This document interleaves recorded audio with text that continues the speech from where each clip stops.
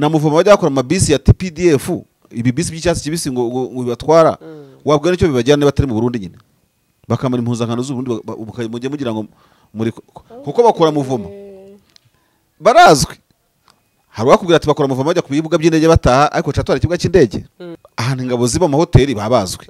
izo rema nshyashya batazi babazireba kandi zihaza ziyo kapayinga mu hoteli bari babireba barahari rero abasamidiyara bacyari cato muri Tanzania ese abatanzania bo ko batarajya ku marefresh ku musirikare utsinzwe kuri bamujyana ku muhanduramo ivumvuri batundi bagutsinze bate none so ndi bakubwiye ko mama 23 itabizi bakababaza n'ubundi mama 23 irabizi kuki Burundi butazamura impanga bwibwira ngo buzakomeza bushora intambara sibyo igihe buzaraswaho buzabona ababufasha urumva niki ni intambara yesi karatinge mu rwego mpuzamahanga niko barabitekereza yego ushobora gusanga umugambi wo gufata ino ntambara ikaba intambara y'akarere bakibifite bano bantu bakuvuga ko bagiye gushyigikira DRC sibyo bafite n'indi migambi nyuma n'iki byose biko twagiye tugera tubyumva none se giye ndinde wo kuvuga ngo ubundi iyo migambi yabo yarahagaze buriya conspiracy ni ikintu gikomeye cyane umuntu wishyizemo ideology muvamo itinze umukubita rimwe ntiyumve kabiri ntiyumve ntawamenya ariko nta kibazo ibiri amahire wenda tugira amahirwe bitwe gusanga ari byo kuko urumva no gukomeza byaba byongerera n'akaga ariko ndayishimiye Marshal ntabwo abantu b'iki gihe biga ngarebe ngo twahuye n'akaga igoma tube turetse dusigeho urumva niyo ya syndrome de plus nakubwiye yego yo kushaka kuvuga ngo ngwane mpaka kugeza ku wanyuma ku mwuka wa nyuma intsinzi yawe abari kwirya ubamariye ku icumu ako zirangabo zari nyinshi bya bikoresho byanyuze mu Rwanda inshuro nk'icumi urumva ntago naho muzi inshuro 10 noneho gukora air lifting ubijyana byaburana none byagenda bibura ujye ubona ukuntu ingabo zigera mu gihugu zivuye mu mission buri gihe zigashimirwa urubaya mwarinda girimo ama minere irabananiye yego Bukavu ni mwaye protege mufitemo consulat bafitemo ambassade abarundi muri Bukavu sibyo none se mugiye kurwanira muri Uvira no bwungutse iki ni impamvu cyagiye mvuga ku by'abarundi batangiye gutekereza ubungu bivuga ngo bakwiye kujya muri ziri Washington atetse ziri mu ucuruzi bugero mwacuruza mugatera imbere ntabwo bisaba urukundo bisaba kuba muri partenariat umwe wese basa ku understanding ingufu ku mipaka z'amagare abantu badakaraba buri kimwe cyose noneho mugiye kumwarirwa ku banyamurenge ushaka gusohokera ahantu hajyanye n'igihe urashaka gutungura umukunzi wawe cyangwa gutegura ubukwe ndetse n'ibindi birori bitandukanye ushaka kujya muri sauna cyangwa gukoresha massage ahantu wizeye igisubizo nta kindi twakibazaniye Luxury Garden Palace ngwino tugutegurira ibirori ndetse nzi neza ko uzaryoherwa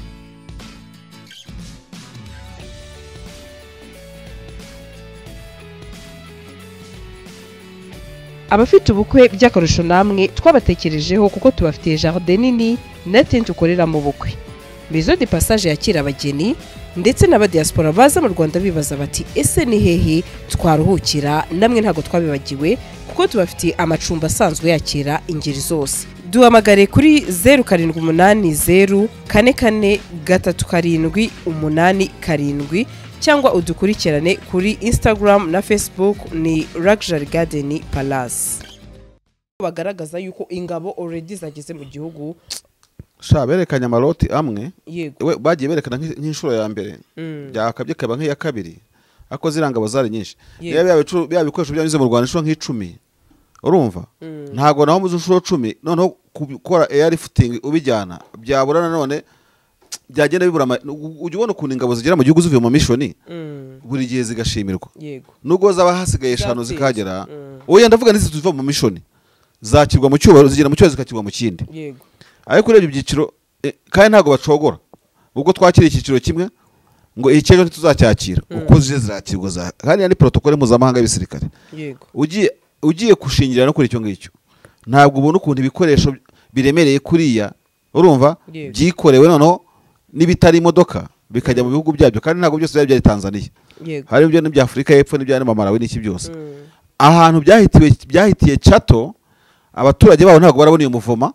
babonye muvoma y'ibiza ntibabonye muvoma y'ibigenda ndetse n'ibya Tanzania byose ikindi cya kabiri umuntu avuga ati tubana nabo ahantu ingabo ziba mu hoteli babazwe izo rema nshyashya batazi babazireba kandi zihaza ziyokipayinga amahoteli bari babireba yego barahari rero abasami DRC baracyari cato muri Tanzania b'ibihugu byose rero icyo abantu bavuga nanjye utambaza yego nanjye nabyibazagaho kuba bari cato na muvoma bajya bakora amabisi ya TPDF ibi bisi by'icyatsi kibisi ngo bibatwara wabwira nicyo bibajyana niba batari mu Burundi nyine bakamara impuzankano z'ubundi mujye mugira ngo muri kuko bakora muvoma barazwi hari wakubwira ati bakora muvoma bajya ku bibuga by'indege bataha ariko catwara ikibuga cy'indege urumva yego uwo muntu wabimbwiraga ni umuntu usangira nabo ibaze kugira ngo nakubwira ati nzaguhe n'ifoto nzayibereke umunsi umwe bari hariya ntago barataha bose cyokora uwantsinda yavuga ati ntago batahira rimwe ntibagira gute byatinda ibintu nk'ibyo bacyari muri process ariko Afrika y'Epfo ifite indege zakwikorera n'abari abasirikare ebyiri zonyine zikabajyana baracyakora iki hariya ese abatanzania bo ko batarajya kumara refresh ko umusirikare utsinzwe kuri bamujyana kumuhanduramo ivumvuri batundi bagutsinze bate kibazo abamarawi baba bagikora iki kandi nyine ijinyo ry'u Burundi ubona ko rifite ikintu ryicayeho yego nabyo bireba urabibona ubisobanura abantu se bakumye kugira ijinyo ringana kuri bashingiye kuki badafite ukabona ko ari cyo biringiye cyane barakiringiye kiriya kintu barakiringiye ariko se hari ikintu uvuze ubwo nanjye masha nkitekerezo kabiri ati wa mugani wasangana bambuka bakajya gufasha Burundi bagahindura imyenda bakambara ya drone operation yose wasanga aribo bayakora kuri Bujumbura Airport bari mu kazi mu gicanshuro ariko se nkibaza mama 23 ntiyabimenya kuko icyo nekereza cyo nuko yaba ururimi biratandukanye kuko numvise ko muri Sadek ngo bajyaga babavugisha none se bakubwiye ko mama 23 itabizi bakababaza n'ubundi mama 23 irabizi none se bara ukuntu yabitabizi reba hano yego hari ukuntu yabitabizi ibibizi nese ibintu mvuga ntibabyumva erega Sandrine buriya nta n'uwanamenya niba hano harigeze kuba umugambi nuko tuvuga amagambo aremereye ariko twe mu itangazamakuru amahirwe dukorera ku mirongo well protected kuko hano wemerewe kutubaza aho twakuye amakuru kandi si ukwirata aho twakuye amakuru nk'aya natwizanira tuba twagiye gutara kandi ntabwo dusuzugura suse primaire ntuvuga ngo ndaha kana ndamureba ntabwo uhangana nawe ntacyo biba bitumariye twebwe kujya muri iryo hanga nawe nta n'inyungu afite nta n'indi nyungu rwose nta n'iki byose ariko tujye kuri background y'ikibazo cyo muri DRC yego bano bantu bakuvuga ko bagiye gushyigikira DRC sibyo bafite n'indi migambi nyuma n'iki byose kuko twagiye tugera tubyumva none se jewe ndinde wo kuvuga ngo ubundi iyo migambi yabo yarahagaze kuki Burundi butazamura impanga bwibwira ngo buzakomeza bushora intambara sibyo igihe buzaraswaho buzabona ababufasha urumva niki ni intambara yesi karatinge mu rwego mpuzamahanga niko bari babitekereza yego dushobora gusanga umugambi wo gufata ino ntambara ikaba intambara y'akarere bakibifite kandi bagashobora Burundi bati mufate ibirenge byanyu mubishyiriye muri Nyabarongo icyarimwe murebe uburebure bwayo aho gushyiramo kamwe bukisanga bwarohamye yego buriya conspiracy ni ikintu gikomeye cyane umuntu wishyizemo ideology muvamo itinze umukubita rimwe ntiyumve kabiri ntiyumve ntawamenya ariko nta kibazo ibiri amahire wenda tugira amahirwe bitwe gusanga ari byo kuko urumva no gukomeza byaba byongerera n'akaga ariko ndayishimiye Marsha hose n'abatanaza Tanzania ziba zibafite gutyo nta n'umwe ubusigaye n'abanyafrika y'Epfo bose bibateza ikibazo ndayishimiye we yararwemeye no kuvuga ngo rero reka ibiri amahire ntibari byo ariko kuvuga ngo barisharangaza ikintu ngo twantire ngo ntikize ikindi cya kabiri nishakiro ke kukimenya hagati yayo n'ahantu iyobora na Tanzania hiyobora meme vento ntagahana mbi na Tanzania yareba rero uzayishotora ntago yajya kwesura n'igihugu badahana mbi kugeza kuri saa tuvugana siko yemeze se yego vento ntagahana mbi na Tanzania yabibacumbikiye ubwo waza yari umurundi bamugirira bamuharasiyo ziwe bamuhana ibyasagutse igoma ariko ikibazo rero dusorezaho niba sinanjye usoza ariko ntabwo abantu b'ikigiye biga ngarebe ngo twahuye n'akaga igoma tube turetse dusigeho urumva niyo ya syndrome de plus nakubwiye yego yo kushaka kuvuga ngo ngwane mpaka kugeza ku wanyuma ku mwuka wa nyuma intsinzi yawe abari kwirya ubamariye ku icumu noneho ya ntsinzi gapfa ubusikaribwa n'ibisiga yego iyo kamera abantu barayifite nabikubwiye mbishimangire Uburundi ntibwabonye ko Saidi yabwo yatsinzwe no ntambara yo muri Stan DRC kuki bukiyikwegamo buzigira bingwa nkaramba mu bisheke usaba ureba ibyabwo ntibumva nyine urabivuga ngo bakabana marishari iki harimo abango yatumwe ngo yagize gute bavuga amagambo babonye yose yego noneho banavuga nibi ngibi umuntu utwara ibintu bibiri iki akabona ko wanga Burundi basandira ibyo twebwe turi nk'abahanuzi tuba dushaka ikintu cyatuma wumva yumva ukira agakira sibyo noneho umuntu uri muri santima akabifata nko gucukukeza intambara ariko giye kukubwira ngo wikwega muri ibi ngibi simvuze ngo nyishyure ariko kuye no kubyumva neza kandi ndaguha fagate mwavuye Bugoma ku bushake mwirukanse ntuze ngungu ku bushake ngubwira abananiye Rubaya mwarindaga irimo amaminere irabananiye yego Bukavu ni mwaye protege mufitemo consulat bafitemo ambassade abarundi muri Bukavu sibyo none se mugiye kurwanira muri Uvira muri no bwungutse iki mu mwaka umwe ko nakubwiye ko igisirikare ugitunganya mu myaka 20 yego bone bagera batunganya igisirikare bazivuna Uvira nko muri 2065 kandi abandi nabo ntibazabasinziriye ariko niba bakomeza gushoza intambara n'akaguru muri intambara bazabiryora kandi bitari ngombwa reka bavandimwe iyo bicanye bakarasana hatakara byinshi cyane ibi bihugu byagombye kuba mu byubaka amagari ya moshi byubaka imihanda byubaka inzego z'ubuvuzi zikorera hamwe wumvise ko abarundi bivuriza muri ibihugu duturanye by'ibituranyi bakavuga ati muze extending nka mituweli igere Burundi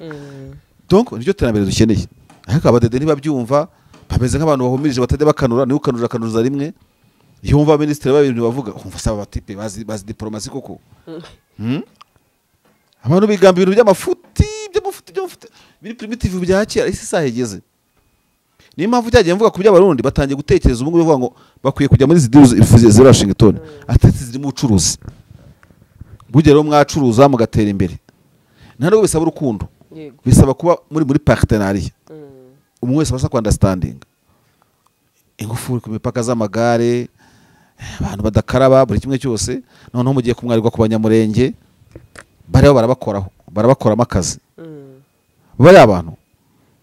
Imana iri kumwe nabo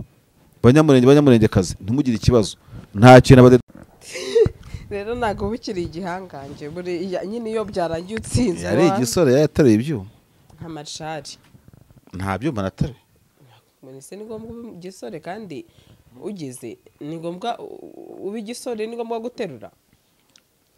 icyo wari kwimbwira kuri anniversaire uti mama gihungu igisore wavutse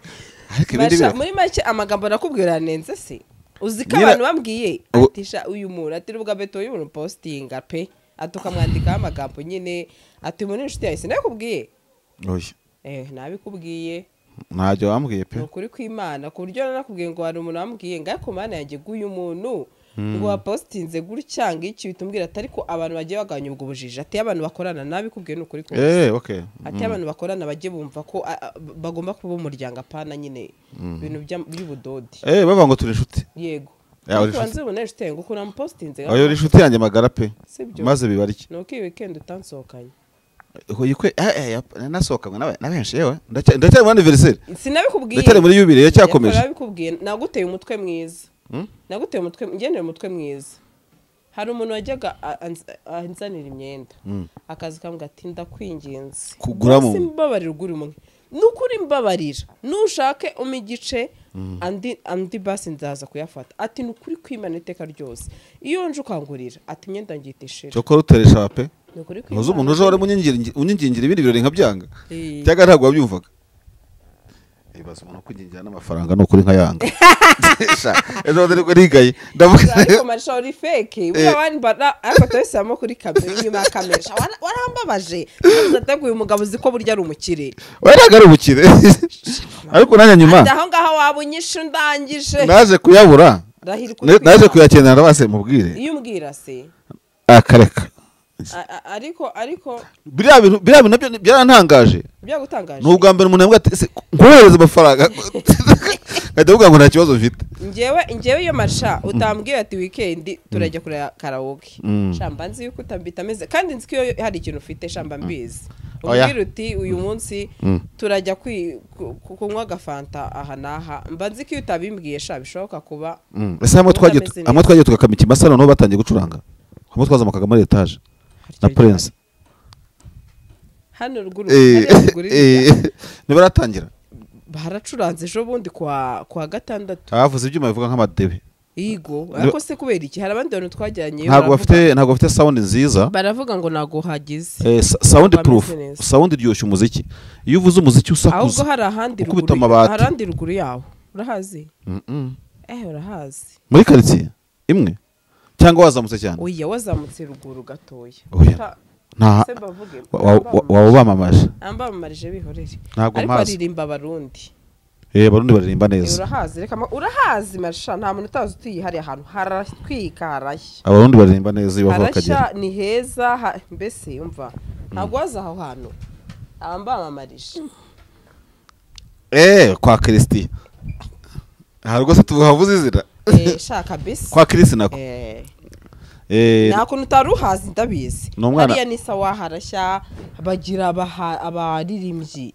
ariko Chris ariko kwa gatandatu muvugeho Chris abamara mukunda kubera ko ngagwa neza akanabubaha cyane n'abakiriya nabubaha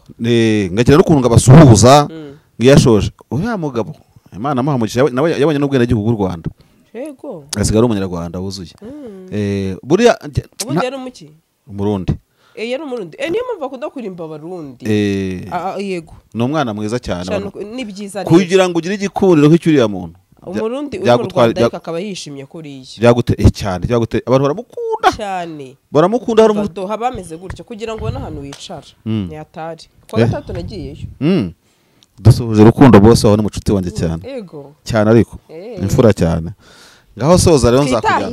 nzakujyana muri iyi minsi ndagushimiye mbaye mbashimiye washimiye ndayishimiye nshimiye Imana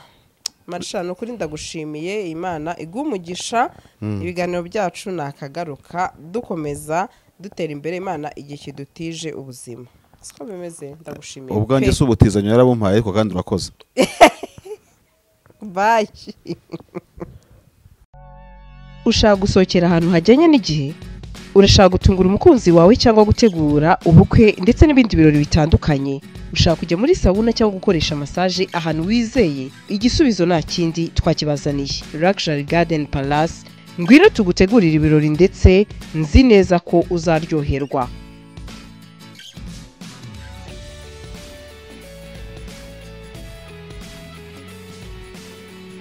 abafite ubukwe by'akarusho namwe twabatekerejeho kuko tubafitiye jardin nini na tent ukoreramo ubukwe Maison de Passage yakira abageni ndetse n'abadiaspora baza mu Rwanda bibaza bati ese ni hehe twaruhukira namwe ntago twabibagiwe kuko tubafitiye amacumbi asanzwe yakira ingeri zose duhamagare kuri 0780 44 3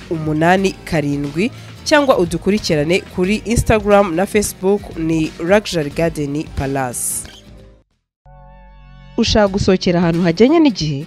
urashaka gutungura umukunzi wawe cyangwa gutegura ubukwe ndetse n'ibindi birori bitandukanye ushaka kujya muri sauna cyangwa gukoresha massage ahantu wizeye igisubizo nta kindi twakibazaniye Luxury Garden Palace ngwino tugutegurira ibirori ndetse nzi neza ko uzaryoherwa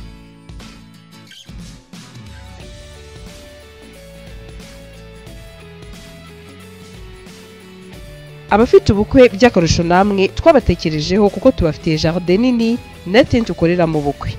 Maison de Passage yakira abageni ndetse n'abadiaspora baza mu Rwanda bibaza bati ese ni hehe twaruhukira namwe ntago twabibagiwe kuko tubafitiye amacumbi asanzwe yakira ingeri zose duhamagare kuri 0780 44 3 8 cyangwa udukurikirane kuri Instagram na Facebook ni Luxury Garden Palace.